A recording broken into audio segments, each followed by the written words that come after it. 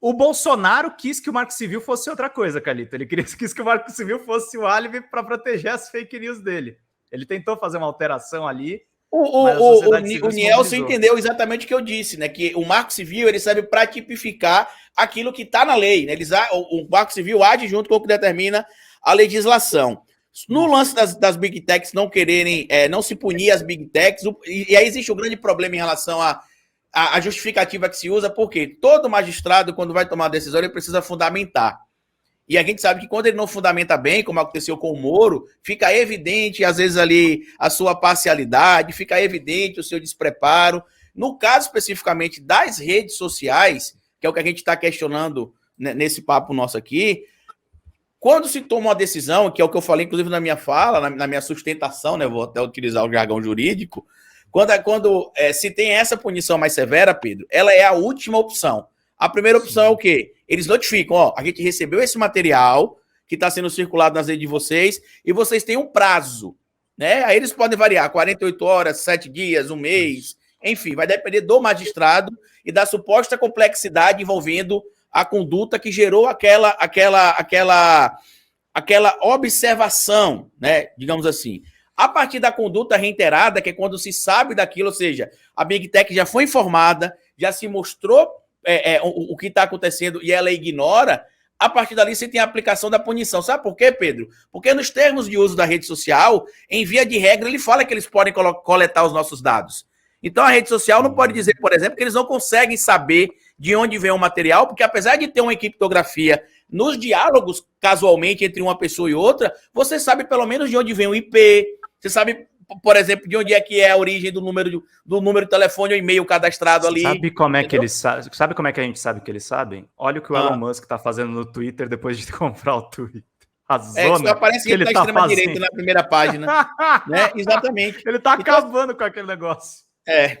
Então, assim, a gente precisa levar essa discussão para um campo da legalidade, bem como também a regulação da grande mídia como um todo, que é uma conversa de balela que, mas a grande mídia vai ser regulada no Brasil, que os países de primeiro mundo não fazem isso. Quais países de primeiro mundo? Porque Estados Unidos faz, Inglaterra faz, os de segundo mundo também, como eles costumam chamar, né, que é a Argentina e outros países. E o que é a regulamentação? É impedir, por exemplo, que a família do ACM Neto seja dona, por exemplo, de jornal escrito, de FM e AM e de canal de televisão na Bahia. É proibir, por exemplo, que um governador de um estado seja filho de um indivíduo que tenha uma concessão de TV.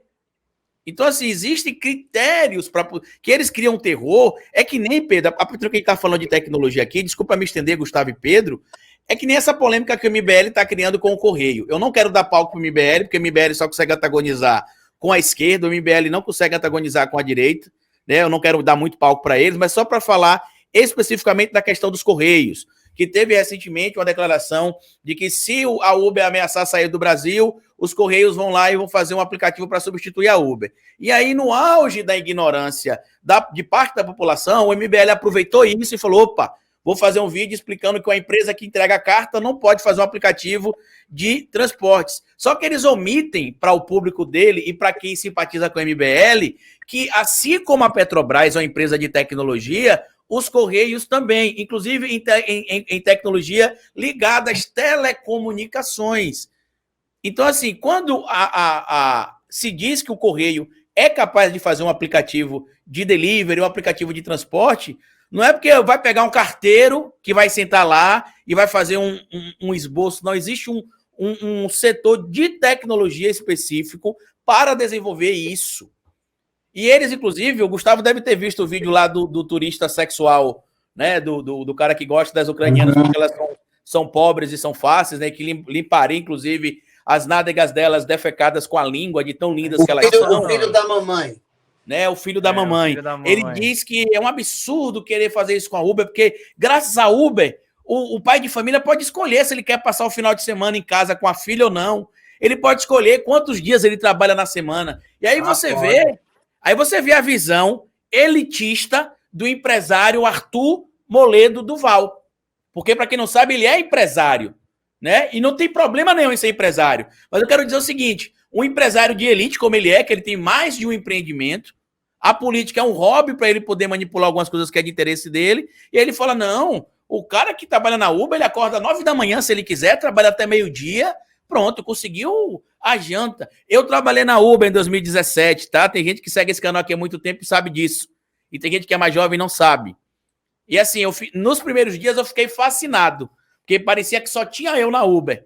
Todas as corridas só vinham para mim, eu chegava a tirar, às vezes, no dia, metade que eu ganhava no salário de um mês na escola que eu dava aula, até começar a passar ali um tempo. Eu rodei de fevereiro, ou foi março de 2017, até maio. Rodei pouco mais de um mês e meio, 2 meses aproximadamente.